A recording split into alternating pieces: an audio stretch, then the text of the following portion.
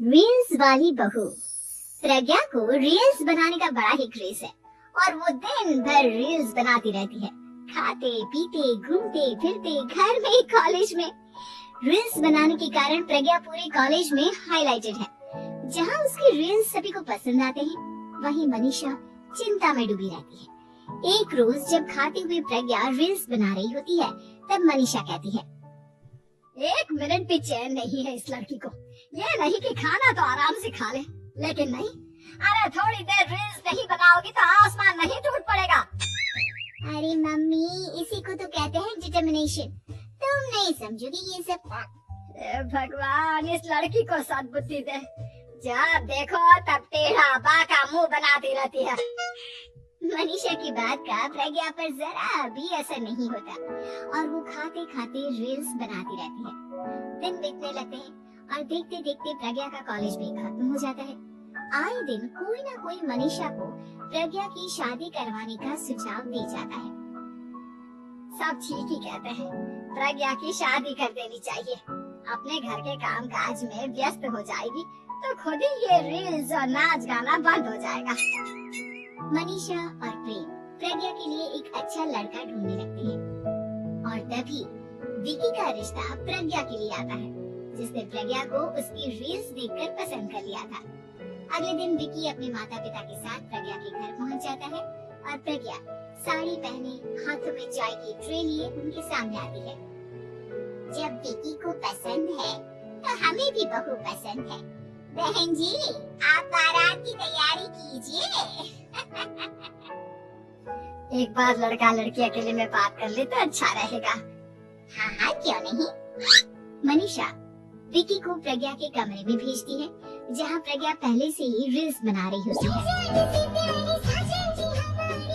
तभी विकी कहता है, आ गए आपके साजन जी।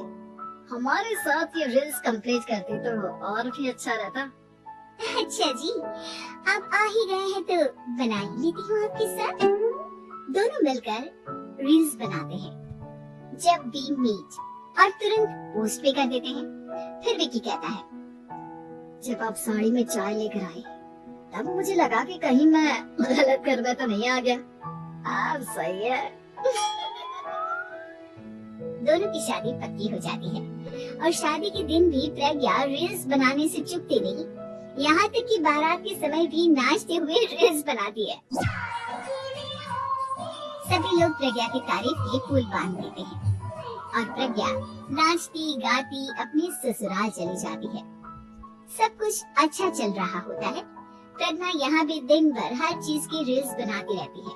लेकिन कुछ दिनों के बाद जब सुनीता कहती है, बहू, ये रील्स के साथ साथ कुछ काम भी कर लिया करो। वैसे तुझे और क्या क्या बनाना आता है? मम्मी जी, वैसे तो सब कहते हैं कि मैं सब कुछ अच्छा बनाती हूँ, लेकिन मुझे लगता है कि मैं मैगी अच्छा बना लेती हूँ। हाँ, कॉफी भी अच्छा बना लेती हूँ और मुंह तो सबसे अच्छा बना लेती हूँ। अच्छा अच्छा। सुनीता अपना माथा पकड़ लेती है और कहती है, बहू, कुछ खाना बनाना भी सीख लेती हूँ। मम्मी जी, मैं लंबी प्लानिंग कर रही हूँ। जल्दी ही मैं इतनी फेमस हो जाऊंगी कि मुझे पैसे मिलने लगेंगे। हम दोनों सास बहू राज करेंगे, राज। नौकर काम करेंगे और लोगों की तो लाइन लगेगी हमसे मिलने के लिए। तेरा दिमाग खराब हो गया है क्या बहू? हंसी मजाक तक ठीक है, लेकिन इस तरह घर नहीं चलते। जितना जल्दी हो इस घर के तौर तरीकों को सीख लो। प्रज्ञा मुंह घुमाकर चली जाती है और तुरंत उसी वक्त एक रील बनाती है। ये देख सुनीता का गुस्सा 7वें आसमान पर चला जाता है और विकी के घर आते ही सुनीता उसे सब कुछ बताती है। विकी भी अब प्रज्ञा की इन हरकतों से परेशान हो जाता है। तुम टेंशन मत लो मम्मा, मैं देख लूंगा। विकी कमरे में जाता है तो देखता है कि प्रज्ञा रील्स बना रही है। विकी बड़े ही प्यार से प्रज्ञा से कहता है, प्रज्ञा, इन सब के लिए मैं तुम्हें मना नहीं कर रहा हूँ, लेकिन फिर भी हर वक्त तो ये अच्छा नहीं लगता ना। समझने की कोशिश करो, मुझे भी तुम्हारा थोड़ा वक्त चाहिए। मैं जब ऑफिस से आता हूँ तो मुझे समय देने की जगह इसी में लगे रहता है। तुम ज्यादा ही सोच रहे हो। तुम भी मेरे साथ रील्स बनाओ ना, तुम्हें भी बहुत अच्छा लगेगा। तुम्हें इज्जत से कोई बात समझ में नहीं आती क्या? दिमाग खराब हो गया है तुम्हारा इस चकाचौंध से। अगर तुमने अपना रवैया नहीं बदला तो मैं तुमसे दूर चला जाऊंगा। तुम ही रिश्ता लेकर आए थे, मुझे लड़कों की कमी नहीं थी और ना आज है। विकी दरवाजा पटक कर चला जाता है। धीरे धीरे विकी प्रज्ञा से दूर होता जाता है। एक रोज मनीषा प्रज्ञा के ससुराल उससे मिलने जाती है। तब सुनीता उससे कहती है, बहन जी अब आई है तो कुछ दिन यहाँ रहकर जाइएगा, आप ही का घर है। हाँ मम्मी, बहुत दिन हो गए तुम्हारे साथ एक भी रील नहीं बनाई मैंने। प्रज्ञा तुरंत अपने फोन में रील्स ऑन कर लेती है।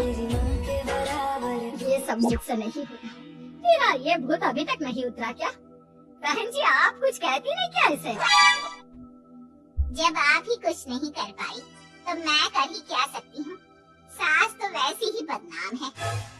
शाम को घर की लाइट चली जाती है और मनीषा प्रज्ञा से कहती है, मेरे घुटनों में बहुत दर्द हो रहा है, तू लाइट का कुछ इंतजाम करना बेटा। अच्छा कैंडल जला देती हूँ मम्मा। प्रज्ञा गाते हुए कैंडल जलाती है और खिड़की के पर्दे के पास रख देती है। मनीषा जिसे बहुत दर्द हो रहा है वो सो जाती है और प्रज्ञा हमेशा की तरह अपने रील्स में लग जाती है। उधर कैंडल की वजह से पर्दा आग पकड़ लेता है और मनीषा के कमरे में आग लग जाती है। बचाओ, कोई है बचाओ। सभी भागते हैं और विकी कमरे की आग बुझाने में लग जाता है, लेकिन तब तक मनीषा आधी जल चुकी थी। मनीषा की हालत देख प्रज्ञा रोने लगती है। विकी मनीषा को तुरंत हॉस्पिटल ले जाता है और उसे एडमिट कराता है। विकी प्रज्ञा से कहता है, देख लिया ना, तुम्हारे इस नाच गाने की वजह से आज तुम्हारी माँ की जान जाते जाते रह गई। अब पता नहीं तुम और क्या चाहती हो। उधर डॉक्टर कहते हैं, इनकी हालत बहुत नाजुक है, आधे से ज्यादा जल चुकी है। प्रज्ञा रोती हुई मंदिर में जाती है और भगवान के आगे जाकर कहती है, भगवान मेरी माँ को ठीक कर दो, मैं कसम खाती हूँ हाथ से ये रील्स बनाना छोड़ दूंगी, बस मुझे मेरी माँ वापस मिल जाए। 2 दिन बीत जाते हैं और मनीषा खतरे से बाहर आ जाती है। पेशेंट अब ठीक है, आप लोग उनसे मिल सकते हो। सब कोई मनीषा से मिलता है और प्रज्ञा सबके सामने अपना फोन तोड़ देती है। मुझे माफ कर दो मम्मा, मैंने तुम लोगों की बातों को नजरअंदाज किया। बेटा कोई भी चीज जरूरत से ज्यादा खराब है। मैंने तुम्हें रील्स बनाने से कभी मना नहीं किया, लेकिन हर वक्त एक ही चीज तो सही नहीं है। मैं समझ गई हूँ मम्मा, आई एम सॉरी। प्रज्ञा उस दिन से रील्स बनाना छोड़ देती है और पूरी तरह से अपने घर में लग जाती है।